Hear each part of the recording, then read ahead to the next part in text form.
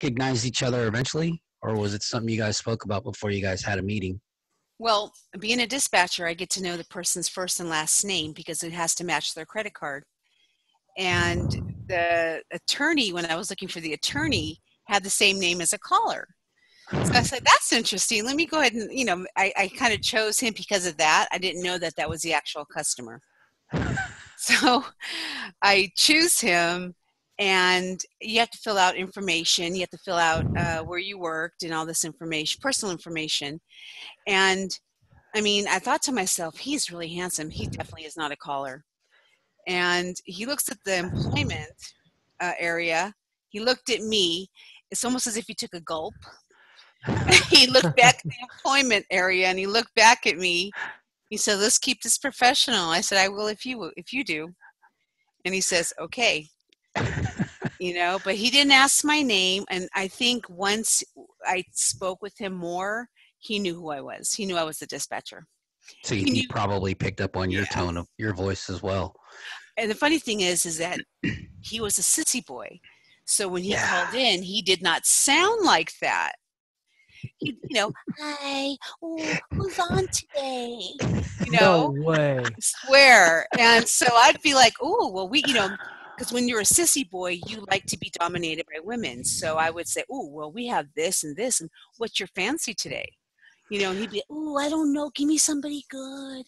So when I saw him in person, I thought to myself, there's no way. This guy's got a deep voice. He's very attractive. He's in a three-piece suit. Why would he be calling? And then, like I said, that's the only reason why I knew this was him, was because he looked scared when he saw my employment. I'm sure he did. Yeah. So when you realized what his fetish was when he would call in, did you want to, like, you said he was a dominant, he liked to be dominated, so that at any second of that conversation, did you feel like being over, basically empowering him without one-on-one? Real quick. Dad, go ahead. Pull your mic back just a little bit.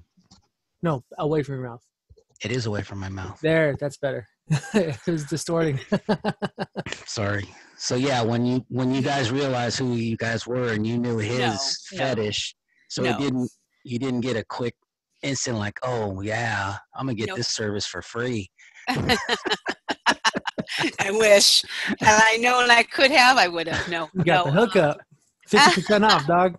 No, he wasn't my caller. He had certain girls he would talk to, but I think in my opinion, he was probably embarrassed, and that's not right. I would never want to make somebody embarrassed about something that turns them on.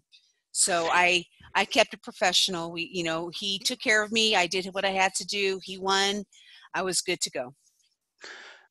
Well, meeting up, that was just probably one in a lifetime chance that you guys were going to meet like that. But at any time getting a repeated caller, or even not a repeated caller, did you ever, this type of work ever make you feel more empowered than the person? Did you ever, I guess the only way I could explain is, like, did you turn into like a Wonder Woman? Like, okay, I got this, I'm going to turn him out. And you knew you could. Yeah. It depends on some calls. Not every call was a domination call. Not every call gave me that power. A lot of calls, I took a lot of easy calls, because when you're a dispatcher, you don't want something that's too intense, because you've got to still listen to other calls and you don't want to lose your train of thought. But I took more submissive calls, so I was very submissive. I would do what they wanted me to do. But when I wasn't working, I would definitely do the dominant calls. And I felt empowered. I bark like a dog, get on your knees, shut up. I'm hanging up because you're boring me, and click, so yeah. Was it a sense of, did you get a sense of enjoyment out of it as well? I only enjoyed it when I had a bad day. If I had a bad day, then I could be really mean to them, and I like that, and then I have the customers that were, again, sissy boys, that I'd be bored, and so I would just hang up, and then I would make them cry. They'd have to call in and, can please please have Man, Miss that's brutal. Maggie call me back. And, and then of course I was someone else. I wasn't Maggie as a dispatcher. I'm Did like, really? did you know the age ranges of any of the men when they called in? Yeah. I mean, you have a sense of idea Mm-hmm. what their ages were. But also the more successful the man was, the more dominated he wanted to be. He wanted to be dominated. Guys that didn't make as much money, guys that didn't have a lot of money wanted to dominate. You had, now it's funny because, and this is terrible to say, but one of the other dispatchers and I, not the one that stole, but another dispatcher, we would look up customers on um, sites that you can see their pictures. And some No of these way. guys, some of these guys that would do these calls, I would think, holy moly, why is he doing that call when he's so handsome? Why is he wasting his time? We had guys calling us every day, Damn. and just looking at their photos, I thought, my God, he has to be successful. Look at the way he's dressed. Look at the way look at it where he's at. I mean, these guys were, So yeah. sorry. So That's okay. so also with that being said, when they would want to be dominated, so to speak. Now, I'm sure, Dad, I'm sure you've seen some pretty crazy shit on the internet because I've seen it too. When they say dominated, like, how far would that go? Like, would you tell them to do certain things? Yes, you would. You'd want them to hurt themselves. So, without going into too much detail, a rubber band, and every time you pissed somebody off, you snap it. The louder it snaps, the happier you are with them. You'd have them get toys. You'd have them do things, and and at one point you get bored, and so you just have them do it anyway. Shut up, do it, snap. I didn't hear it. Snap again. 5 more snaps. And then you wonder, do they really do that? Okay. Yeah. Do they really do that though? I'm assuming, but why would you call in and fake it? I could just fake it just talking to somebody. Why would I want to spend money and fake it? I was going to say, especially paying for it. Paying a lot of money. You Lord. paid a lot because you were paying for a block of time. So it wasn't per minute where in 2 minutes you could just hang up. You're spending 15 minutes for 7 minutes. Oh no, 5 minutes. $15 for 5 minutes. I'm sorry. And you've got, $25 for 10 minutes. That's a lot of money. It is, and when you were saying that these guys were professionals and they had money, Yeah, and they were probably in some form of domination in their professional life. some guys you can tell. Some guys really did it professionally. There was a place in Hayward, California, that was called the greenhouse, or I forgot exactly what they called it, but it was on A Street and some other street. But it was a house that had green windows.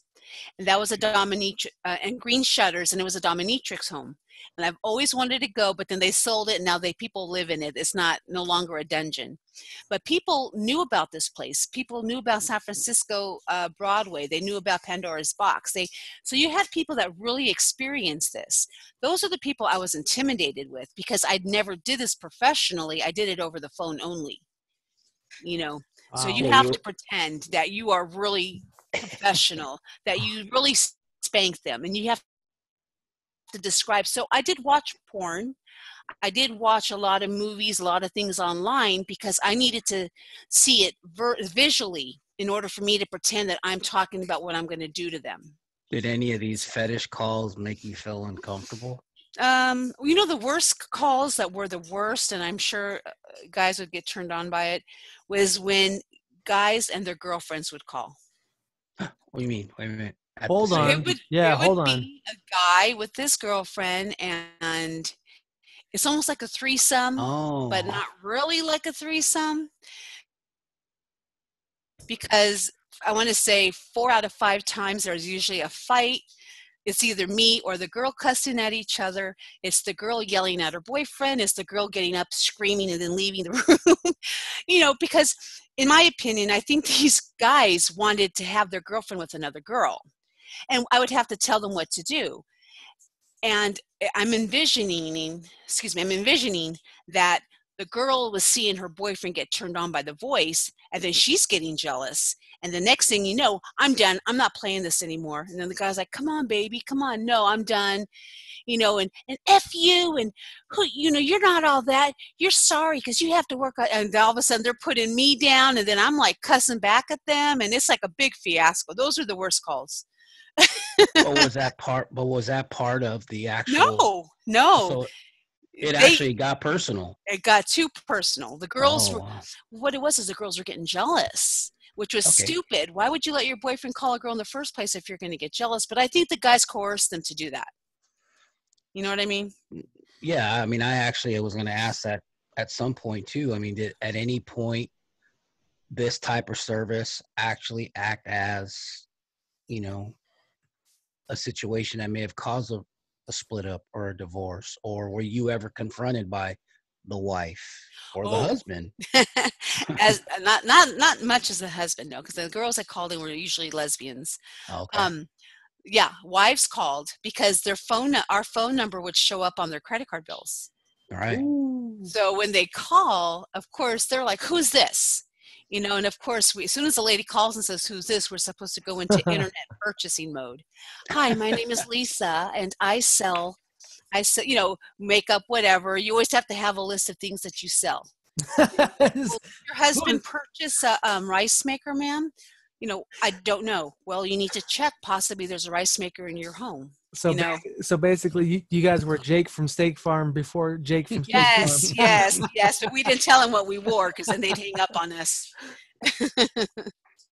So yeah, we definitely we were ready. We were ready for ladies that were going to call us. Wow, that's nice. Man, this is definitely. I mean, there was definitely some thought put into this. Yeah. Before, we were prepared. Yeah. I mean, this is 25 years now. It's almost, they can track you, Yeah. There's an IP address. There's, phone trackers. We had landlines, and it's really hard to track a landline. Yeah. But back then, maybe nowadays, you're right. Nowadays it's easier versus back then we didn't have the technology to do that. Because can you imagine how many people would have shown up on our doorstep? A lot. Oh, I can only imagine, especially like a time that we're all shut in the quarantine. I mean, they're already talking about how much the alcohol consumption, the porn watching, the TV binging has escalated. Video game playing. Can you imagine now if the heyday was today, the amount of phone calls you probably wouldn't be able to sleep. That'd be a booming business for sure right now. Yeah, but take into consideration people lost their jobs. Maybe not as much, But yeah, I mean, I could see. I mean, for example, holidays was a really busy time for us. You had a lot of guys that were lonely. A lot of guys didn't have family, so they'd call. A lot of those calls were just wanting to talk because it's New Year's Eve, and I worked every New Year's Eve. I worked every Christmas. I worked every Thanksgiving. Because if you're not on the phone, you're not making money. Did you think not did you think, but did you ever have to meet like a certain quota? Certain companies you did. They told you have to be on 5 days out of the 7. You have to be on 45 hours out of the 5 days. And it's just, and then the bad thing is that you would be on the phone, but if you're not getting a call, you're not getting paid. So I might sign on for 8 hours and get 2 calls and make $6. And that was the downfall. Yeah, that was the downfall. Way. There were companies like that. Definitely. So you were definitely isolated if you didn't play by the certain. Well, no. rules. That's companies that weren't busy. Oh, okay. Yeah, but no, like you said, if I wasn't kissing my boss's butt, yeah, I would. She was very evil. She's probably in hell ruling it right now because she was such a horrible person. She would just cut girls off. She would fire them. She'd have me fire them. She'd go on vacation. She'd call me from Hawaii, wanting to hear me on the phone, making sure I'm smiling when I talk to the guys. And how many calls I just hung up with you an hour ago. I want 7 more calls by the time I call you back in an hour. She was very money hungry. She made a lot of money. She owned a mansion in Alameda. Damn. Yeah, she made a lot of money. I was about to say she's definitely balling in those Victorian houses. Then no, she sold the home and she sold the company. She had a wow. heart attack, and that's one thing too, is that you're glued to the phone. You don't get that exercise. You're Mm-hmm. glued to the phone. If you're a smoker, all you do is smoke. So it's not the healthiest profession. Yeah, there's no blood circulation at all. No, no. And then you're on the phone for 8 hours. You've got to be close to a phone. And if that phone call, if they call you and you don't answer on the first or second call, they'll go to the next girl. So you got to make sure that you have that phone on your hip. Damn. Yeah. Did you have a certain type of favorite calls or calls that were non-sexual that were just, for shits and giggles? Yeah. Those were fun. But those are also boring too. I think in my younger years when I was doing it all the time, it was almost like, how can I say this? Like a contest, because I would get paid regardless of how long the call went. If they pushed a 15-minute call and they only were on the phone for 5 minutes, I got paid for 15 minutes. But then that's when I first started. Then after that, if you didn't keep them on for full 15, they'd cut your pay. But when I first started, I wanted to get them off in 2 minutes so I can just hang up and get paid for 15. So I would think of crazy things to talk about. Or I would get right into it right away. Or I would tell them what I look like and, oh, I'm sorry. My boyfriend just left and, just making up stupid crap. I'm taking a shower. I'm taking a bath. I'd be in the bathroom. I turn on the water. Oh, I'm taking a bath. I'm so horny right now. That's all that turns me down, takes care of me is a shower in the bath, just stupid stuff. And I don't know how I did it, honestly. Because if I was a guy today, I'd be like, oh, man, she was full of it. She was so full of it. So do you think actual virtual, like, I guess porn is the only thing I can compare it to. You think the porn industry itself turned this line of work obsolete? Yeah. So the birth of the internet, pretty much. Yes. There's a company called Night Flirts where you are in charge of your own money. You have to pay to have your name up there in rank. So guys will choose you first. You have to have photos. We buy stock photos where you buy photos of different girls. Like Williams. Like Williams Yes. from 90 Day Fiance. Except not that built. I'm sure he's a pretty penny to own. Oh, but man. yeah, no, I know. I hate that. That I want to shake that lady and say, he's not Williams. But yeah, exactly. Like Williams, you buy stock photos and, then you make more money. So you do a call, you get to choose how much you get per minute and the company gets a share of that. But then they have, was it face-to-face chat?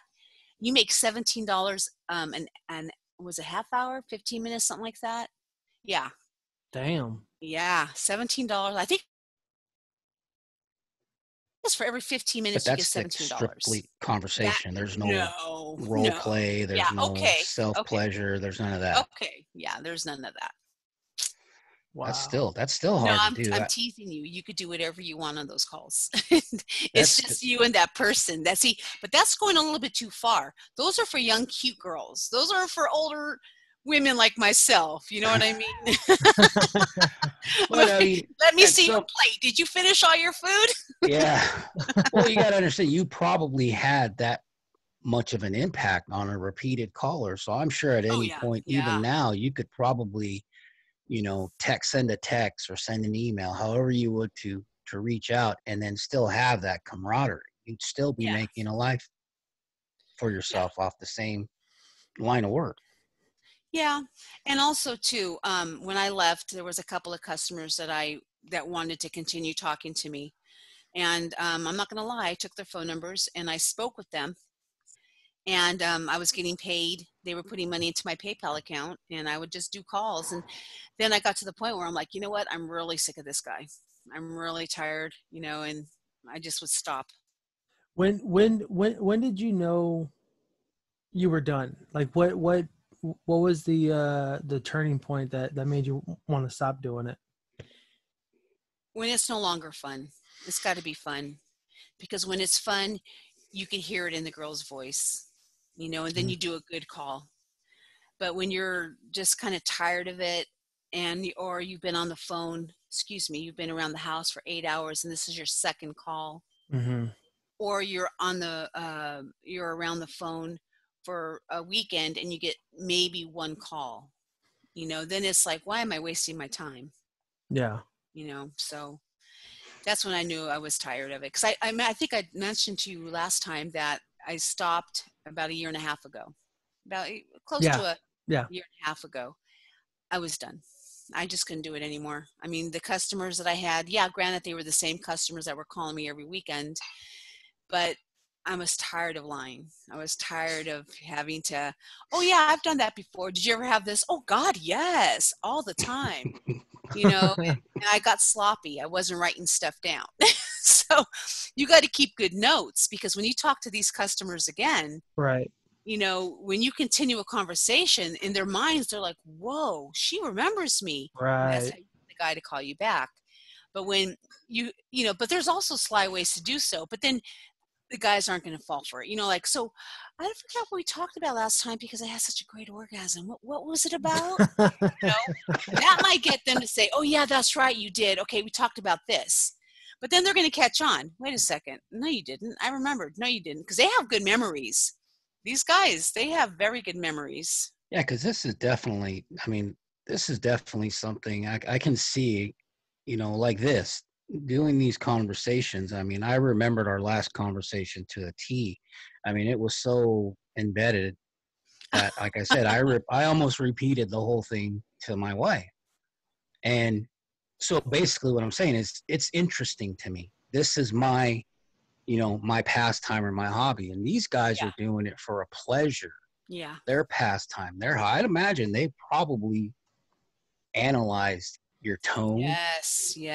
analyzed, you know, or even remembered, okay, last week we tried this outfit with this toy, or I'm sure they had their own itinerary They had their own notes to for follow. sure. Yeah. They Yeah, knew they did. that Maggie was correct me if I'm wrong, but Maggie was the older of the several Older characters nurse. that you had, right? Okay, Yeah. yeah. She was a nurse. So they knew Maggie was coming Yeah. home from a 12-hour shift and was just ready for God knows what.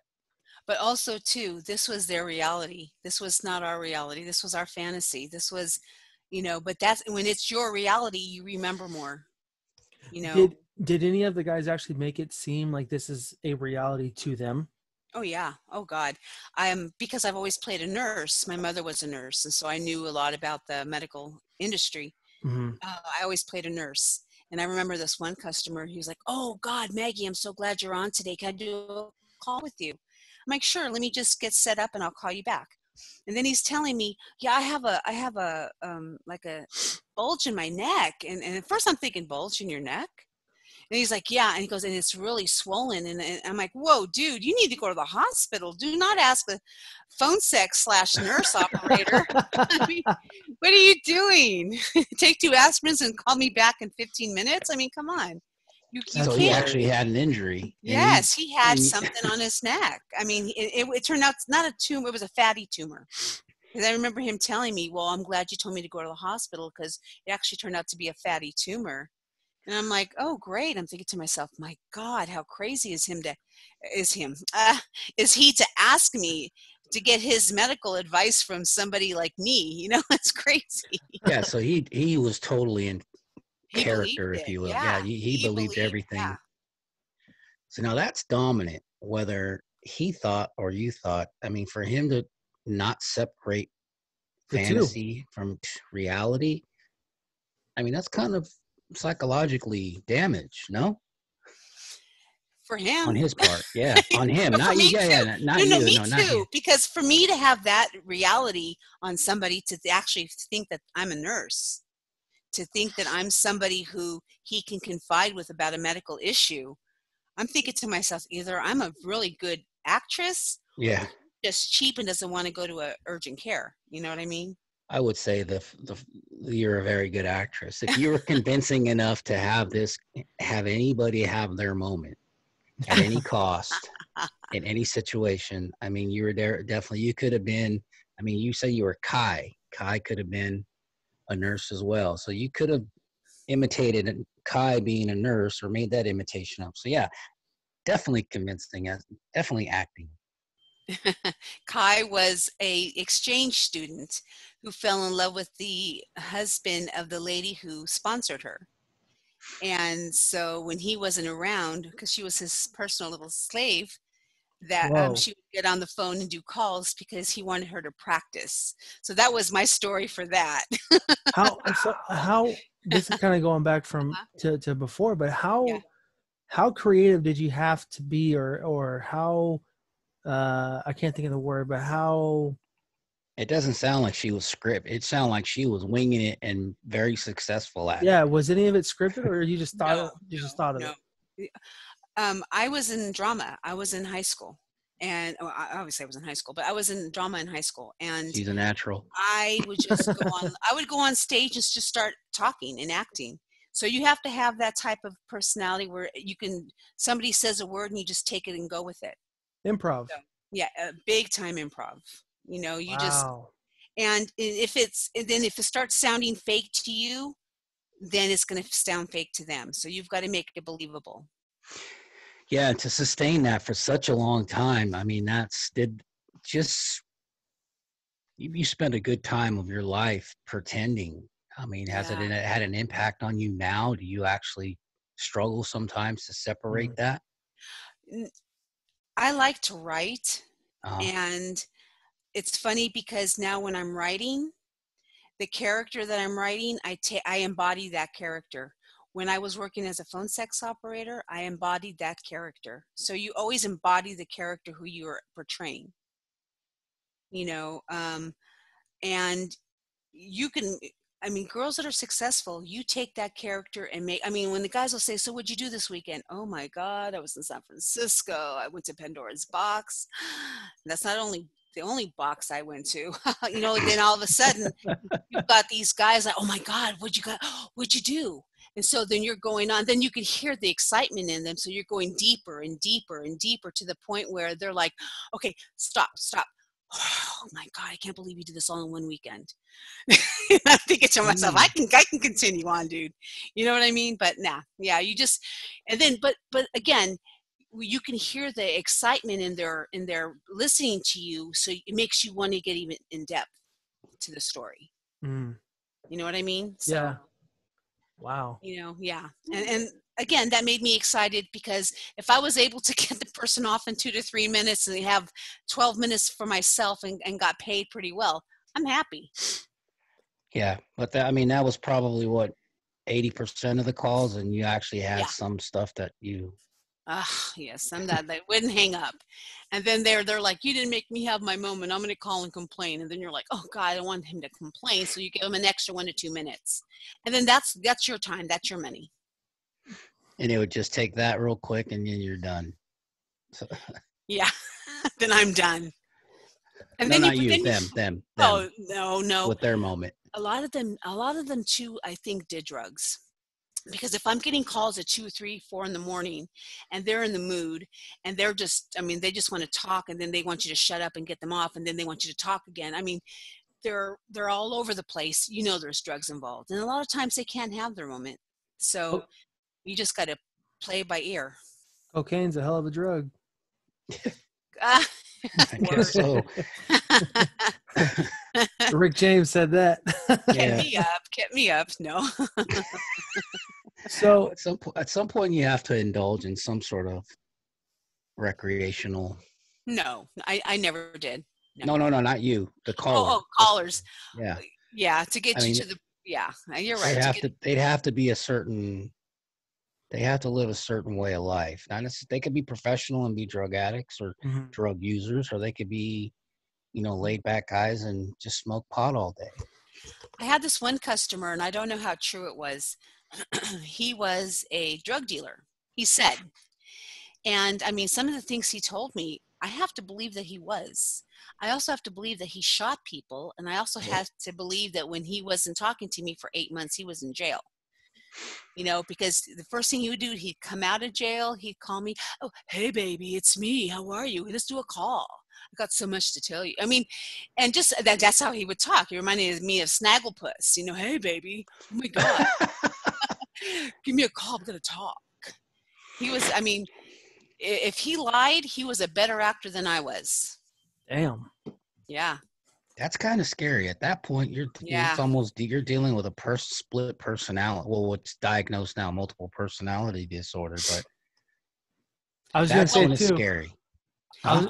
There was this one customer who called up, and his gig, and I call him gigs because that was his gig. His gig was to discipline 12-year-olds. People would come to him and discipline 12-year-olds. Because their kids are out of control, they're acting bad, he would spank them, yada yada. That's his gig. Well, again, the other dispatcher and I would like to check out stuff. He actually was arrested. Yes, for predatorial. Oh, no way. Yes. So when you say sometimes, was it real or was it fantasy for them? For him, of course, I'll never say his name. It was reality because he got in trouble for trying to do that, or if he was doing that. So now he's on a sexual predator list. Yeah, I was going to say this guy's probably a 290 registrant. Yeah, see, I don't know. I do know that he was a professional photographer for a church. Oh, he's that's 100% creep right there. And he's talking about spanking 12-year-olds, and here he is. He's not deacon status, but he's definitely in charge of photos for the church. Lord forbid. He's high up in the parish, some sort of way. Yes. Yeah. See, some of this stuff, just hearing those stories now, I can only imagine what their lifestyle could have been off the phone. Yeah. And then there's a lot of, but you know what though? There's a lot of guys that are so harmless. Those are guys that just want to talk to somebody and then have their moment. So I don't want you to think that there's tons of guys that are that bad. Because, there was a lot of guys that were really nice and they're just easygoing. Those are the kind of calls that you can say, okay, you need to call me right back because I'm almost there. Call me back for another 15-minute call. Okay. Ooh, bless you. Thank you. Sorry about that. But those are the type of calls that you make good money for. Call me back. Oh my God, you're so good. Call me back for another 15. And then these guys, next thing you know, they're not calling you for a few months because they've got to replenish their money. So. Good Lord. Yeah. In any given time, like or how much do you think someone spent in a year on one of these calls? Or on calls in general, if you had to put a number on it? There was one guy I know. The guys that spent the most money were those that were professional. Those were that made good doctors, money. Attorneys, the attorney, stuff like that attorney guy that I told you about. He called for hours. He would call. And he had certain girls he'd call. He would take calls with other girls, hoping to find somebody that would be good for him. And usually, because he would have an open call is you have up to an hour to do a call. Oh, jeez. Which was $160-something, I believe. Whoa. So you have up to an hour, but you can hang up at any time. So what we do is we'll capture about 160, whatever. I forgot what the cost was, but we'll capture enough for 1 hour. And then if he doesn't like the girl, he'll hang up. So we only can charge him $12. And then he'll say, yeah, I didn't like her. Who else do you have? And so some guys would go through all the girls that we had, but they'd want us to call their regulars. And we would call the regulars. Some girls would get upset that we call them. But, hey, if you want to make money, you get an extra $1 for doing a call. Do it. Wow. At some point, it did become a dog-eat-dog type of industry. Yes. Somebody got caught slipping. That's money in someone else's pocket. Yes, definitely. And the bad thing is girls are very competitive, and these guys are easily influenced that you would have, say, for example, I'm getting a call out for Tanya. And then this guy calls and you got to put Tanya on hold, but I don't put her on hold. I just put the phone down and I'm talking to this customer. Well, she's listening. She hears the name. And then, sure, I'll put you with Lisa. I'll say, let me call you right back. And so I'll get back on the phone with Tanya, and she'll say, is that so-and-so? Why does he want to talk to Lisa? He usually talks to me. And then you've got to deal with, well, how come you're pushing him on somebody else? So it's you're right, a dog eat dog world. You say the wrong thing, the customer gets bored with you, you lose that money. And then, but you live and learn. Damn. Oh, you learn real fast, so you're going to go hungry. Yeah. I was going to say, you have to be competitive like that, because yeah. I'm assuming that there's just a vast number of women and men. I'm assuming too. That We hired men. Yes. I was going to ask you, were there any guys that were doing this type of stuff? We had guys that were that sounded like ladies. Oh my God, they were awesome. Then we had guys that sounded like guys, because sometimes guys are on the DL and they just want to talk to another guy. But then I played a guy many a times too, because if we don't have any men available and they want to talk to a guy, I will do what I have to do to make that buck. Wow. Yeah, I have a deep voice. Hey, that's a dedicated person right there. I mean, that's a crazy profession. That's when you know money does talk. Money talks, yes, definitely. So my last question before we get out of here, we got about a minute 50 left. Do you think this profession is done? Almost like how with podcasting now, people say that the radio is dead, quote unquote. I do think computers, virtual, face-to-face, companies that will do face-to-face calls, phone sex is gone. It's rare that you find guys still wanting to do that when you could go online and see a girl and see something going on versus talking about it. Because when you're on the phone, you learn to make quicker. Mm-hmm. Yes. Oh yeah. And then when being a phone sex operator, you learn to make sounds. You learn to suck on lollipops. You learn to do things that give the guy a reality sound that you're actually doing stuff. Now, why listen when I can go online and see a girl actually doing something? Right. I wouldn't spend my hard-earned money on that. But you know what? On that, I mean, you can't watch computer and drive if you're driving. But I mean, if I was on a long distance drive or maybe say a long haul truck driver, to actually call in and have a 6-hour conversation with somebody, doesn't have to be sexual. I'd pay for that. It would make time go by fast. That's crazy. Where were you? Our companies could have used you. Well, Maggie, thank you so much for being a part of this. I really greatly appreciate it. Thank you. We definitely got to do this again. Yeah, multiple times. Definitely. Got to keep coming back. Of course. Thank you. Thank you. You both of you have a wonderful day. Dad, I'll talk to you later. Maggie, have a good one. Peace out, brother. Bye. Bye.